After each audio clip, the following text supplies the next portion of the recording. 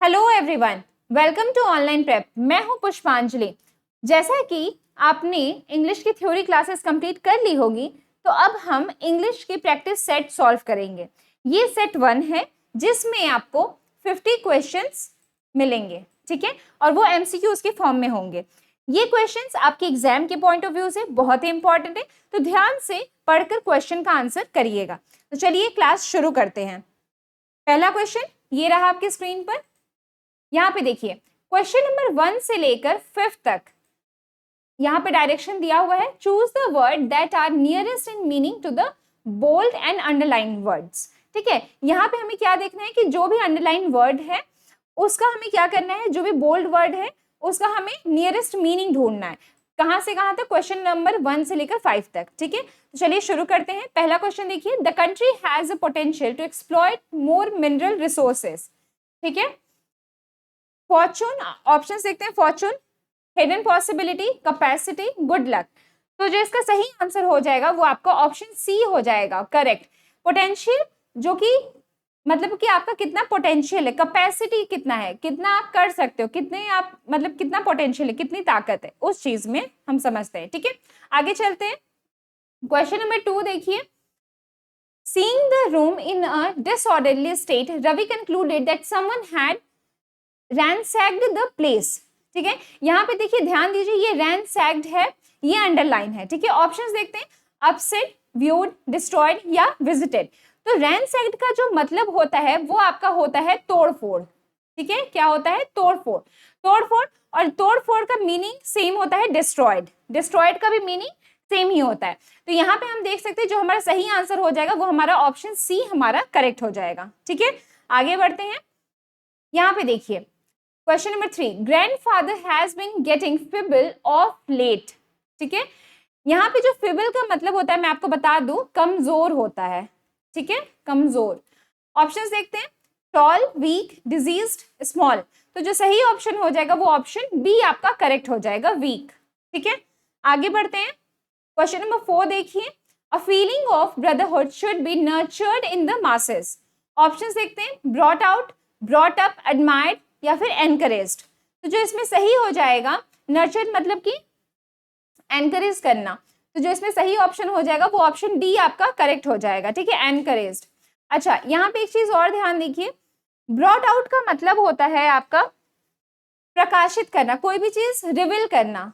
ठीक है, प्रकाशित कोई भी चीज, जैसे कोई सीक्रेट है तो उसको बाहर लाना। ठीक है, ब्रॉट अप का मतलब होता है पालन पोषण करना। ठीक है, पालन पोषण करना। ठीक, ध्यान रखिएगा। एडमायर मतलब एडमायर करना। आगे बढ़ते हैं। I tried to persuade him to change his mind but he remained adamant. यहाँ पे एडमेंट की हमें मीनिंग बतानी है। ऑप्शंस देखते हैं, फिक्स, स्टबर्न, अग्रेसिव, डिफेंसिव। तो जो सही ऑप्शन हो जाएगा वो आपका, और जो सही मीनिंग हो जाएगा वो ऑप्शन बी, स्टबर्न। इन दोनों का जो मतलब होता है वो होता है जिद्दी। ठीक है, जिद्दी होता है, ध्यान रखिएगा। डिफेंसिव होता है जो कोई अपने बचाव में कोई बात कहे। ठीक है, वो डिफेंसिव होता है। अग्रेसिव होता है मतलब कि कोई गुस्से से बात करे या फिर अग्रेसिव हो जाए। ठीक है, तो गुस्सा वाला, गुस्से से रिलेटेड है अग्रेसिव। डिफेंसिव है बचाव से रिलेटेड। स्टबर्न और एडमेंट जो है वो जिद्दी से रिलेटेड है। ठीक है, आगे बढ़ते हैं।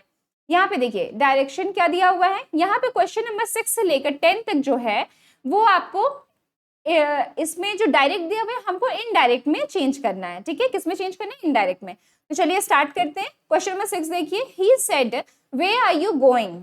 ठीक है, ऑप्शंस देखते हैं। He said that where I was going, he asked where I was going, he told that he was going, he says that where I was going। तो जो इसमें सही आंसर हो जाएगा वो आपका हो जाएगा he asked where I was going। ठीक है, यहाँ पे जो हमारा ऑप्शन बी जो हो जाएगा वो हमारा करेक्ट हो जाएगा। ठीक है, आगे बढ़ते हैं। he said to him you may go। ठीक है, यहाँ पे ऑर्डर दे रहा है। ठीक, ऑप्शंस देखते हैं। he told me to go, he told that he would go, he told him that he might go, he said to me to go। ठीक है, तो जो इसके बाद सही ऑप्शन हो जाएगा वो आपका ऑप्शन सी हो जाएगा, he told him that he might go। मे किस में चेंज हो गया? माइट में, ध्यान दीजिएगा। ठीक है, मे माइट में चेंज हो गया। ठीक, तो हमारा जो ऑप्शन सी हो जाएगा वो करेक्ट हो जाएगा। आगे बढ़ते हैं। Anjali says she is reading. ठीक है, ऑप्शंस देखते हैं। Anjali said that she was reading. Anjali says that she is reading. Anjali says that she had been reading. Anjali says that she will be reading. तो जो इसमें सही option आपका हो जाएगा वो हो जाएगा ऑप्शन बी, ठीक है। Anjali says that she is reading, ठीक है, मतलब कि वो कहती है कि वो पढ़ती है। जो ऑप्शन बी हमारा हो जाएगा वो करेक्ट हो जाएगा, ठीक।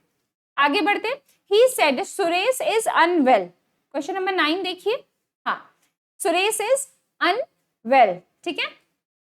यहाँ पे हमको इनडायरेक्ट में चेंज करना है। ऑप्शंस देखते हैं। He said that Suresh is unwell, he told that Suresh was unwell, he said that Suresh was unwell, he said that Suresh had been unwell। तो जो इसमें सही आंसर हो जाएगा वो आपका option C, he said that Suresh was unwell, option C आपका correct हो जाएगा, ठीक है। आगे बढ़ते, दीपक said to his friend work hard, ठीक है। ऑप्शंस देखते हैं। दीपक told his friend to work hard, Deepak advised his friends for work hard, Deepak advised his friend for working hard, Deepak advised his friend to work hard। तो जो इसमें सही answer हो जाएगा वो ऑप्शन आपका डी जो हो जाएगा वो करेक्ट हो जाएगा, ठीक है। चलिए आगे बढ़ते हैं। अब देखिए यहाँ पे तीसरा डायरेक्शन क्या बता रहा है हमें। क्वेश्चन नंबर जो 11 से लेकर 15 तक है उसमें आपको देखिए क्या करना है। In each of the following questions out of the given alternatives choose the one which best expresses the given words. हमें यहाँ पे बेस्ट ऑल्टरनेटिव्स मतलब कि उसकी जगह पे और हम क्या यूज कर सकते हैं वो हमें इसमें बताना है, ठीक है। क्वेश्चन नंबर 11 देखते हैं। क्रॉफ्टर, ठीक है, क्रॉफ्टर। अब यहाँ पे देखिए ये जो क्रॉफ्ट का मीनिंग है ना, क्रॉफ्ट का इसका मतलब होता है कि कोई रेंटेड फार्म, ठीक है, कोई रेंट पे फार्म लिया हुआ है, ठीक है।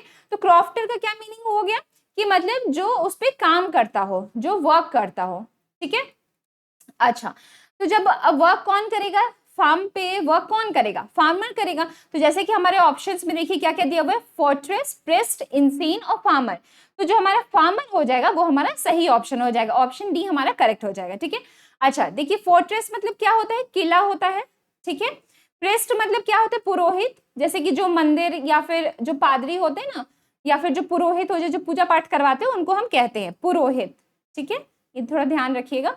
इंसेन मतलब क्या होता है, ध्यान दीजिए, इंसेन मतलब जैसे पागल या फिर सनकी, कोई सनकी इंसान, ठीक है, उसको हम इंसेन कहते हैं। और फार्मर मतलब तो आपको पता ही है। तो क्रॉफ्टर का मतलब समझ में आ गया। चलिए आगे बढ़ते हैं। क्वेश्चन नंबर 12 देखिए। डिफंक्ट, डिफंक्ट का मतलब होता है आपका कि कोई मृतक इंसान या फिर मनुष्य, ठीक है, मृतक मनुष्य। अच्छा ऑप्शन देखते हैं हमें इसमें क्या सूटेबल हो सकता है, इसको कौन रिप्लेस कर सकता है। ऑप्शन देखिए, एक्टिव, क्लेवर, अलाइव, एक्सटिंक्ट। अब देखिए यहाँ पे जो एक्सटिंक्ट है, ठीक है, ये हमारा सही ऑप्शन हो जाएगा, ऑप्शन डी हमारा करेक्ट हो जाएगा। अब मैं बताती हूँ आपको कैसे। एक्सटिंक्ट का मतलब होता है कि एग्जिस्ट नहीं करता है, ठीक है, पहले था लेकिन अभी वो एग्जिस्ट नहीं करता है। अलाइव मतलब जिंदा, पता ही। एक्टिव मतलब एक्टिव रहना, और क्लेवर मतलब चालाक। तो यहाँ पे मृतक का मनुष्य, मृतक जो जिसकी मृत्यु हो गई वो नहीं है समाज में, इस दुनिया में। तो वैसे ही एक्सटिंक्ट भी जो गायब हो चुका है, जो इस दुनिया में एग्जिस्ट नहीं करता है। तो जो हमारा ऑप्शन डी हो जाएगा वो हमारा करेक्ट हो जाएगा, ठीक है। आगे बढ़ते हैं। 13 देखिए, लूडनेस, ठीक है, लूडनेस। अच्छा अब इसका क्या मतलब है, इसका मतलब होता है कि जो से अशिष्ट व्यवहार, जैसे कि कोई व्यवहार जो अच्छा नहीं होता है, खराब, मतलब थोड़ा से रूड बिहेवियर हो गया या फिर वगैरह वगैरह। ऑप्शन देखते हैं। रिसेशन, इनडिसेंसी, डिप्रेशन या फिर ब्लिस, ठीक है। तो यहाँ पे जो सही ऑप्शन हो जाएगा वो आपका ऑप्शन बी करेक्ट हो जाएगा, ठीक है। अब देखिए इसको हम लोग थोड़ा देख लेते हैं। इनडिसेंसी मतलब होता है रूडनेस, ठीक है, रूड तरीके से कोई बात करता है, कोई अच्छे से व्यवहार नहीं करता है, वो चीज। रिसेशन का क्या मतलब हो जाता है, मंदी, ठीक है, मंदी। डिप्रेशन क्या हो जाता है, एक तो डिप्रेशन मतलब आपको पता है कि जैसे कोई कोई निराशा हो जाती है, कहते हैं ना कि डिप्रेशन में चला गया, उस तरह से। और एक दूसरा भी, इसका भी मतलब होता है मंदी, ठीक है। ब्लिस मतलब खुशी, ठीक, ठीक है। तो हमारा जो सही ऑप्शन हो जाएगा वो ऑप्शन बी हो जाएगा। आगे बढ़ते हैं। एंग्स्ट, एंग्स्ट है, ठीक है। एंग्स्ट का क्या मतलब होता है, इसका जो मतलब होता है एंग्स्ट है। अब देखिए इसको पहले ऑप्शंस हम देख लेते हैं। एंजाइटी, प्राइड, मॉडेस्टी या फिर सिंप्लिसिटी, ठीक है। एंग्स्ट का जो मतलब होता है जैसे कि आप किसी बहुत ही बड़ी चिंता में हैं, ठीक है, एंजाइटी में हैं। तो यहाँ पे हम देख सकते हैं कि हमारे ऑप्शंस में भी गिवन है। ऑप्शंस में देखिए एंजाइटी, प्राइड, मॉडेस्टी और सिंप्लिसिटी। तो जो हमारा ए ऑप्शन है एंजाइटी, वो हमारा करेक्ट हो जाएगा। ठीक है, प्राइड मतलब घमंड, मॉडेस्टी मतलब आप नरमी से जब किसी से बात करते हो तो मॉडेस्ट बिहेवियर रहता है, सिंप्लिसिटी तो सिंप्लिसिटी हो जाएगा। ठीक है, आगे बढ़ते हैं। सगैसिटी, ठीक है, सगैसिटी का क्या मतलब होता है? इसका मतलब होता है जैसे कि अक्लमंदी, अक्लमंद कोई इंसान है, या फिर बुद्धि वाला, बुद्धिमता। ठीक है, ऑप्शन देखते हैं, मोरालिटी, विजडम, सैनिटी, अपराइटनेस। तो यहाँ पे जो सही आंसर हो जाएगा वो आपका बुद्धि हो जाएगा, विजडम। ठीक है, अच्छा मोरालिटी का क्या मतलब होता है? मोरालिटी का मतलब नैतिकता, जैसे कि क्या बुरा है क्या अच्छा है, उस तरह का बिहेवियर। सैनिटी जो रिलेटेड होता है वो मेंटल हेल्थ से रिलेटेड होता है। ठीक है, मेंटल हेल्थ से रिलेटेड। अपराइटनेस का मतलब होता है कि जैसे ऑनेस्ट।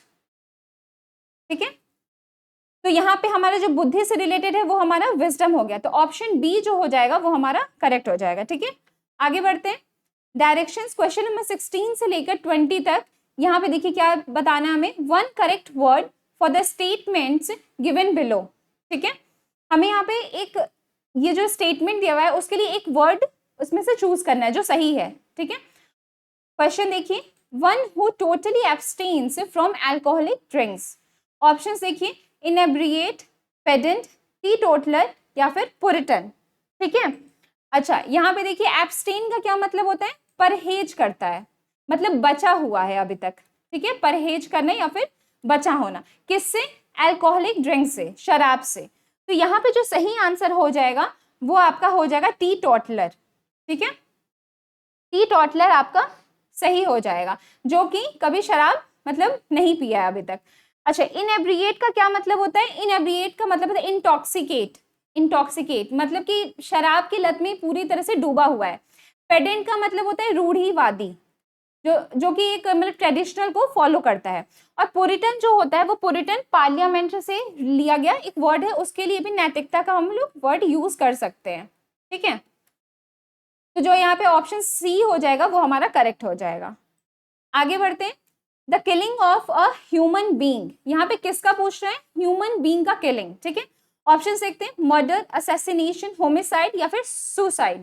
ठीक है, मर्डर जो होता है, देखिए मर्डर जो होता है हत्या, और असैसिनेशन का भी मतलब होता है हत्या, लेकिन इसमें मेंशन नहीं किया गया कि किसका हत्या। ठीक है, लेकिन जो होमिसाइड होता है, होमिसाइड में जो इसमें जो हत्या होती है वो ह्यूमन बीइंग का ही होता है।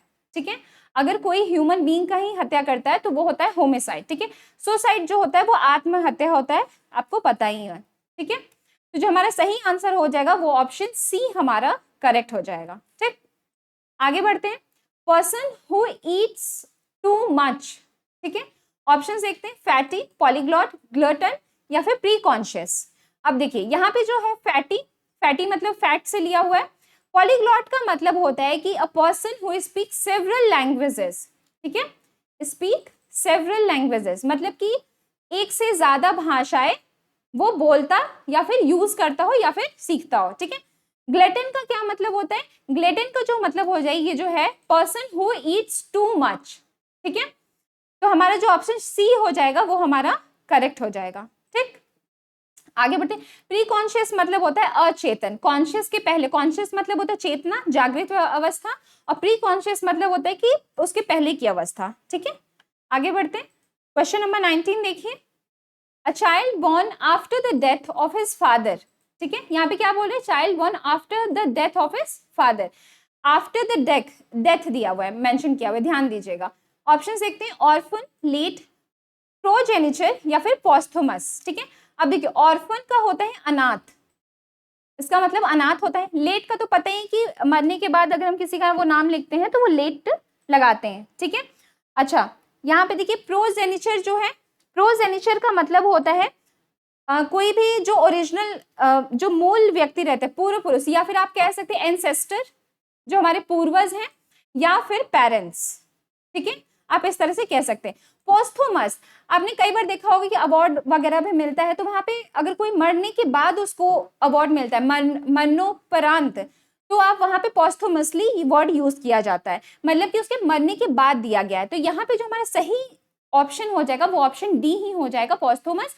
बच्चा जो हुआ है वो पॉस्थुमस उसके फादर की डेथ के बाद हुआ है, तो पॉस्थुमस यहाँ पे हो जाएगा। ऑप्शन डी हमारा जो है वो करेक्ट हो जाएगा। ठीक है, आगे बढ़ते हैं। क्वेश्चन नंबर 20 देखिए, पीरियड ऑफ 10 ईयर। ठीक है, पीरियड ऑफ 10 ईयर ऑप्शंस देख लेते हैं, डिकेड, फोर्टनाइट, एनिवर्सरी या फिर बाइनियर। यहाँ पे देखिए डिकेड जो होता है, डिकेड जो होता है वो पीरियड ऑफ 10 ईयर को ही कहते हैं डिकेड, तो हमारा जो ऑप्शन ए जो हो जाएगा वो हमारा करेक्ट हो जाएगा। ठीक है, आगे देखिए इसको, फोर्टनाइट। फोर्टनाइट जो होता है वो 14 डेज का पीरियड होता है या फिर 2 वीक का, 2 वीक्स। ठीक है, एनिवर्सरी जो होता है वो हर साल आता है, एवरी ईयर जो आता है वो एनिवर्सरी कहलाता है। ठीक है, बाइनियर जो होता है वो हर दूसरे साल आता है, 1 साल 2 साल, मतलब हर दूसरे साल जो चीजें होती हैं वो बाइनियल होती हैं। ठीक है, आगे बढ़ते हैं। यहाँ पे देखिए क्वेश्चन नंबर 21 से लेकर 25 तक डायरेक्शंस क्या दिया हुआ है, choose the correct answer to given idiomatic verbal expressions given below. ठीक है, इडियोमैटिक हमें वर्बल एक्सप्रेशन उसका मीनिंग बताना है कि वो कह क्या रहा है। ठीक है, ऑप्शंस देखते हैं। क्वेश्चन पहले देखिए, question number 21, to hold one's tongue. ठीक है, ऑप्शन देखते हैं, to be ready, to be silent, to speak, to curb. ठीक है, तो जो यहाँ पे सही ऑप्शन हो जाएगा वो आपका टू बी साइलेंट हो जाएगा, ऑप्शन बी हमारा करेक्ट हो जाएगा। अच्छा, टू कर्व जो होता है उसका मतलब होता है कि कंट्रोल करना किसी को। ठीक है, या फिर उस पर मतलब अंकुश लगाना। ठीक है, चाहे वो कोई भी हो। आगे बढ़ते हैं, क्वेश्चन नंबर 22 देखिए, सेकंड, हाँ, टू फॉल फ्लैट। ठीक है, ऑप्शंस देखते हैं, to pass away, to be fruitless, to yield, to collapse. ठीक है, तो यहाँ पे जो सही ऑप्शन हो जाएगा वो हमारा ऑप्शन बी हो जाएगा, टू बी फ्रूटलेस। ठीक है, अब टू बी फ्रूटलेस का क्या मतलब होता है, टू बी फ्रूटलेस का मतलब होता है कि कितना भी आपने हार्ड वर्क किया है उसके बाद भी अगर फेल हो जाते हैं तो उसको हम कहते हैं कि टू फॉल फ्लैट। ठीक है, टू पास अवे का मतलब होता है कि डेड, पोलाइट वे, अगर किसी को कहना है कि मतलब मृत्यु हो गई तो आप to pass way away use कर सकते हो। ठीक है, पोलाइट वे में कहने के लिए। ठीक है, अच्छा, येल्ड मतलब उपज करना और कोलैप्स मतलब गिरना। ठीक है, तो यहाँ पे जो सही आंसर हो जाएगा, सही ऑप्शन हो जाएगा ऑप्शन बी करेक्ट हो जाएगा। आगे बढ़ते हैं, टू बी अबव बोर्ड। ठीक है, ऑप्शंस देखते हैं, to have a good height, to be honest in any business deal, to have no doubts, none of these. ठीक है, तो इसका मतलब जो होता है ऑप्शन जो है हमारा सही होगा वो ऑप्शन हमारा बी करेक्ट होगा। अब देखिए, to be honest in any business deal, to be above board का मतलब होता है कि विदाउट किसी भी हिडन इंटेंशन के आप किसी भी बिजनेस डील को करते हो ऑनेस्ट तरीके से, ईमानदारी से, तो उसको कहते हैं टू बी अबव बोर्ड। ठीक है, आगे बढ़ते हैं, to be at home in. ठीक है, ऑप्शंस देखते हैं, to feel safe, be well versed in, to feel intimacy, to have a fine time. तो यहाँ पे जो सही आंसर हो जाएगा टू फील सेफ, सेफ हो गया या फिर कंफर्टेबल हो गया। ठीक है, आप जब कहते हो कि एट होम मतलब कि आप सेफ फील करो या फिर कंफर्टेबल फील करो, तो जो हमारा ऑप्शन ए हो जाएगा वो हमारा करेक्ट हो जाएगा। ठीक है, आगे बढ़ते हैं, टू गेट रिड ऑफ। ठीक है, ऑप्शंस देखते हैं, to understand, to prevail over, to be deprived of, to become free from. ठीक है, तो टू गेट रिड ऑफ का मतलब होता है to become free from, option D हमारा करेक्ट हो जाएगा। टू प्रिवेल ओवर का मतलब होता है कि टू विन मतलब जीतना। ठीक है, और किसी को हराना, डिफीट समवन। ठीक है, okay, to be deprived of का मतलब होता है छीनना। ठीक है, छीना हुआ चीज या छीनना। ठीक, आगे बढ़ते हैं, यहाँ पे देखिए क्वेश्चन नंबर 26 से लेकर 30 तक जो है उसका क्या डायरेक्शन है, out of the alternatives given selected the word which closely fits each definition.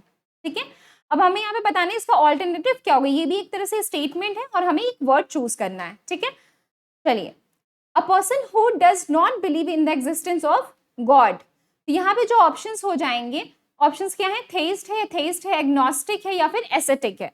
यहाँ पे जो सही ऑप्शन हो जाएगा वो आपका एथेइस्ट है। एथेइस्ट का मतलब ही होता है नास्तिक। ठीक है, अच्छा, एथेइस्ट का क्या मतलब होता है, आस्तिक।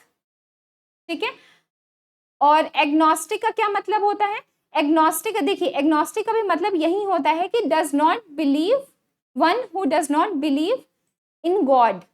लेकिन एथेइस्ट और एग्नोस्टिक में क्या डिफरेंस है, ये देखिए, ये तो है कि ये बिलीव नहीं करता है, एथेइस्ट वाला जो है वो बिलीव नहीं करता है गॉड में। एग्नोस्टिक भी बिलीव नहीं करता है, लेकिन वो ये भी क्लेम नहीं करता है कि गॉड है या नहीं है, वो इसका प्रूफ भी ना मांगता है ना देता है। ठीक है, दोनों में यही डिफरेंस है। एस्थेटिक जो होता है, एस्थेटिक मतलब योगी या फिर तपस्वी। ठीक है, ये ध्यान रखिएगा। एग्नोस्टिक और एथेइस्ट में दोनों में यही डिफरेंस है कि एग्नोस्टिक जो होता है वो बिलीव तो नहीं करता है, लेकिन ये क्लेम भी नहीं करता है कि नहीं है। लेकिन जो एथेइस्ट रहता है वो नास्तिक, वो पूरी साफ तरह से भगवान के एग्जिस्टेंस को नहीं मानता है और शायद कोई कोई क्लेम भी करता है कि वो नहीं है। ठीक है, यहाँ पे जो ऑप्शन बी हमारा हो जाएगा वो करेक्ट हो जाएगा। आगे बढ़ते हैं। Animals that eat flash. ठीक है, फ्लैश मतलब होता है मांस, किसी के शरीर का मांस।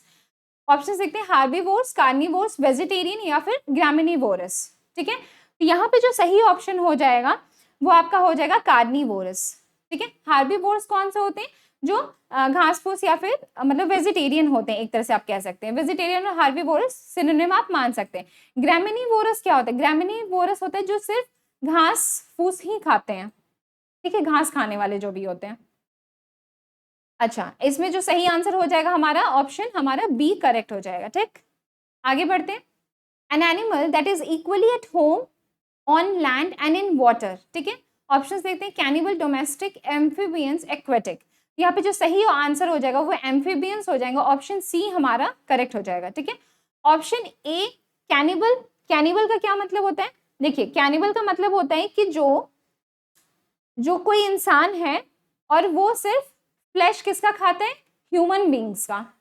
आप यहाँ पे राक्षस हिंदी में यूज कर सकते हैं, जो कोई ह्यूमन है और वो ह्यूमन का ही फ्लैश खाता है, मतलब मांस खाता है। ठीक है, डोमेस्टिक मतलब घरेलू पशु जैसे कि कुत्ते हो गए या फिर गाय वाय वगैरह। एम्फीबियंस जो कि अभी हमने देखा कि an animal that is equally at home, land and in water, तीनों जगह रहते हैं। एक्वेटिक जो कि पानी, जलचर जो होते हैं, पानी में ही रहने वाले होते हैं। ठीक है, तो जो ऑप्शन सी हमारे यहाँ पे करेक्ट हो जाएगा। आगे बढ़ते हैं। अ टैंक वेयर फिश और वाटर प्लांट्स आर केप्ट।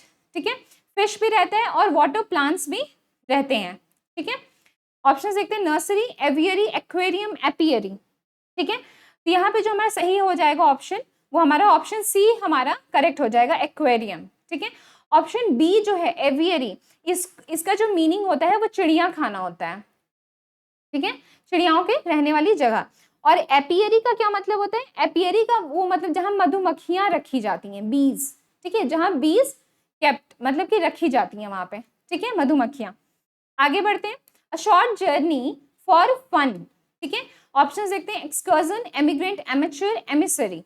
तो यहाँ पे जो सही आंसर हो जाएगा वो एक्सकर्जन हो जाएगा, ऑप्शन ए आपका जो हो जाएगा वो करेक्ट हो जाएगा। ठीक है, एमिग्रेंट क्या होता है, जब कोई अपना देश या फिर कोई एक कंट्री को छोड़कर वो दूसरी कंट्री में बसता है तो वो एमिग्रेंट हो जाता है। ठीक है, एमेच्योर कौन होता है, शौकिया जो होते हैं, जो कोई काम प्रोफेशनली नहीं करते हैं, बस शौक ही अपने मन के मुताबिक, अपना पसंद है, हॉबी है तो इसलिए करते हैं। ठीक है, एमिसरी का क्या मतलब होता है, एमिसरी का मतलब होता है कि कोई दूत है। ठीक है, जैसे जो राजदूत होते हैं वो। ठीक है, आगे बढ़ते हैं। यहाँ पे देखिए क्वेश्चन नंबर 31 से लेकर 35 तक क्या डायरेक्शन दिया हुआ है, pick out a word from the given words to make the given sentences meaningful, complete. ठीक है, क्वेश्चन नंबर 31 देखिए, one of the committee members brought dash an interesting point.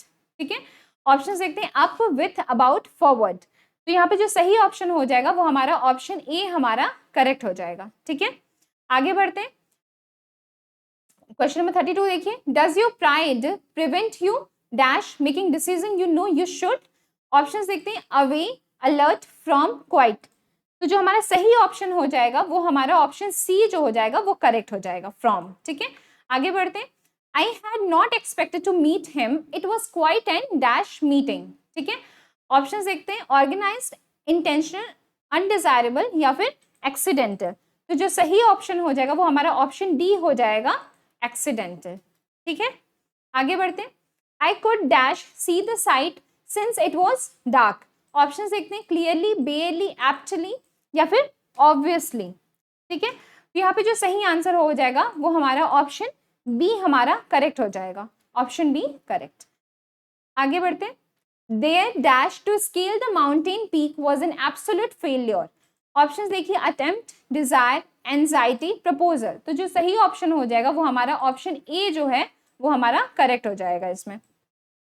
अब देखिए यहाँ से क्वेश्चन नंबर 36 से लेकर 40 तक है, इसमें बोला है कि the appropriate synonym which is nearest to the meaning to the word given in capital letters. ठीक है, यहाँ पे हमें क्या बताना है, सिनोनिम। ध्यान दीजिएगा यहाँ पे सिनोनिम पूछ रहा है। ठीक है, और क्वेश्चन देखते हैं, चीयरफुल, चीयरफुल का सिनोनिम हमें देखना है, ऑप्शंस देखते हैं, कलरफुल, जॉयफुल, ब्यूटीफुल या फिर पावरफुल। तो यहाँ पे जो सही ऑप्शन हो जाएगा वो हमारा जॉयफुल हो जाएगा, ऑप्शन बी जो है वो करेक्ट हो जाएगा।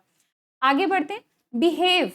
ठीक है, ऑप्शंस देखिए, एक्ट, स्पीक, मोर, मैनर्स। तो जो यहाँ पे सही हो जाएगा वो हमारा एक्ट हो जाएगा। बिहेव मतलब एक्ट करके हम बताते हैं तभी तो हमारा बिहेवियर पता चलता है, तो ऑप्शन ई जो हो जाएगा वो हमारा करेक्ट हो जाएगा। ठीक,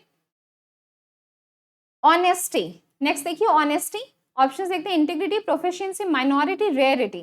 तो जो सही ऑप्शन हो जाएगा वो हो जाएगा इंटीग्रिटी। ठीक है, ऑप्शन ए जो है वो हमारा करेक्ट हो जाएगा। आगे देखिए, हॉस्टाइल। ठीक है, हॉस्टाइल, ऑप्शंस देखिए, फ्रेंडली, इनिमिकल, फैलेशियस, क्वेरलसम। ठीक है, तो अब देखिए यहाँ पे हॉस्टाइल का मतलब होता है कि मतलब दुश्मनी या फिर विरोधी।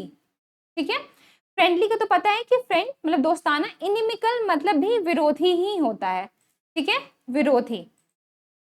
फैलेशियस मतलब होता है झूठा या फिर भ्रामक, कोई भी झूठा, कोई भी कहते हैं ना फैलेशियस न्यूज। ठीक है, क्वेरलसम मतलब होता है झगड़ालू।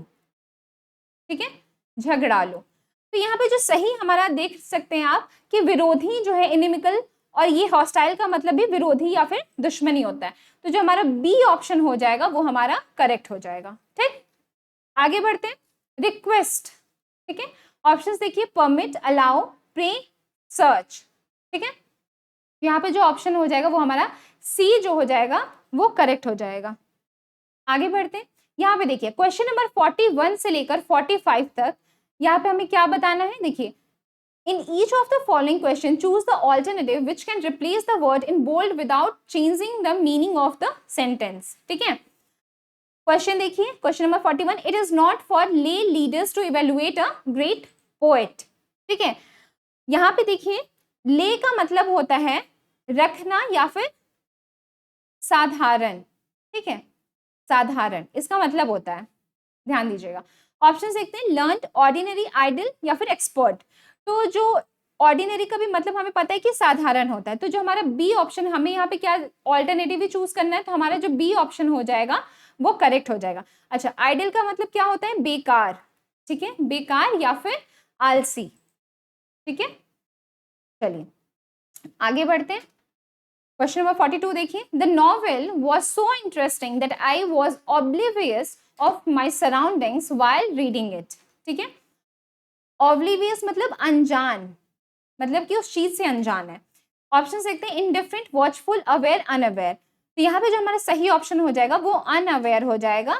अनजान का जो मीनिंग होता है वो अनअवेयर भी होता है। ठीक है, आगे बढ़ते हैं, her extraordinary stage appearance should not be attributed to sheer fluke only. अच्छा, यहाँ पे शेयर का मतलब होता है केवल। ठीक है, इसका मतलब होता है केवल, और जो फ्लूक का मतलब होता है वो इसका मतलब होता है संयोग से। ठीक है, कोई प्लान से नहीं हुआ है, संयोग से हुआ है, एक्सीडेंटली। ठीक है, ऑप्शंस देखते हैं, इवेंट, एफर्ट, एक्सीडेंट, मीटिंग। तो अभी हमने बताया कि संयोग से मतलब कि बाई एक्सीडेंट, तो यहाँ पे जो ऑप्शन सी हो जाएगा वो हमारा करेक्ट हो जाएगा। ठीक है, अच्छा नेक्स्ट वाला देखिए, question number 44, the examination is going to commence on the 10th of this month. Options देखते हैं, फिनिश, बिगिन, कैंसिल, कंटिन्यू। तो कमेंस का मतलब होता है शुरू करना, शुरुआत या फिर शुरू करना। ठीक है, तो यहाँ पे हमने देखा बिगिन का मतलब भी शुरू करना होता है, तो जो हमारा बी ऑप्शन हो जाएगा वो हमारा करेक्ट हो जाएगा। ठीक है, आगे बढ़ते हैं, the invasion force had no artillery and was completely annihilated. ठीक है, अनाइलेटेड, अनाइलेटेड का क्या मतलब होता है कि मतलब पूरी तरह से खत्म, डिस्ट्रॉय, डिस्ट्रॉय अटरली। ठीक है, मतलब कि पूरी तरह से खत्म। ठीक है, ऑप्शंस देखते हैं, रिड्यूस, डिफीटेड, डिसमेंबर्ड या फिर स्प्लिट। तो यहाँ पे जो सही हो जाएगा पूरी तरह से खत्म करना या हराना, तो वही चीज हो जाता है, तो डिफीटेड का मतलब भी सेम ही हो जाता है, पूरी तरह से खत्म करना। तो ऑप्शन बी जो हो जाएगा वो हमारा करेक्ट हो जाएगा। अच्छा, डिसमेंबर्ड का क्या मतलब होता है कि कट इनटू पीसेस। ठीक है, कट इनटू पीसेस। अब देखिए यहाँ पे पीसेस कई तरह से, जैसे कि बॉडी के पार्ट्स के लिए भी यूज किया जाता है और फिर टेरिटरीज के लिए भी यूज किया जाता है जब वो अलग होते हैं। ठीक है, आगे बढ़ते हैं। हाँ, यहाँ से देखिए पैसेज है। पैसेज आपके एग्जाम में जरूर से जरूर आते हैं, तो पैसेज बहुत ही इंपॉर्टेंट है और इसके क्वेश्चन जो यहाँ पे 46 से लेकर 50 तक है उसके क्वेश्चन के आंसर आपको इसी पैसेज से ढूंढने होंगे। ठीक है, तो चलिए स्टार्ट करते हैं। Every year millions of people around the world celebrate international women's day on March 8। ठीक है, this day is a reminder of the struggles and achievements of women throughout history and serves as a call to action for gender equality. ठीक है, this origins of International Women's Day date back to the early 20th century when women in different countries began to organize and protest against discrimination and inequality.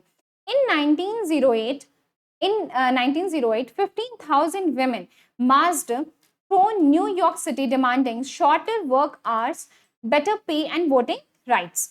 The following year, the first National Women's Day was observed in United States on February 28 in 1910. An International Women's Conference was held in Copenhagen, Denmark, where a proposal to establish an International Women's Day was passed. The first International Women's Day was observed on March 19, 1911 in Austria, Denmark, Germany, and Switzerland. Since then, International Women's Day has been celebrated in various ways around the world, from marches and rallies to culture events and social media campaigns. The day is an opportunity to acknowledge the contributions of women to society and to advocate for their rights and empowerment. ठीक है, चलिए हम questions देखते हैं इसके। Question number 46 देखिए, what were the demands of the 15,000 women who marched through New York City in 1908? ठीक है, अच्छा यहाँ पे ऑप्शंस देखते हैं।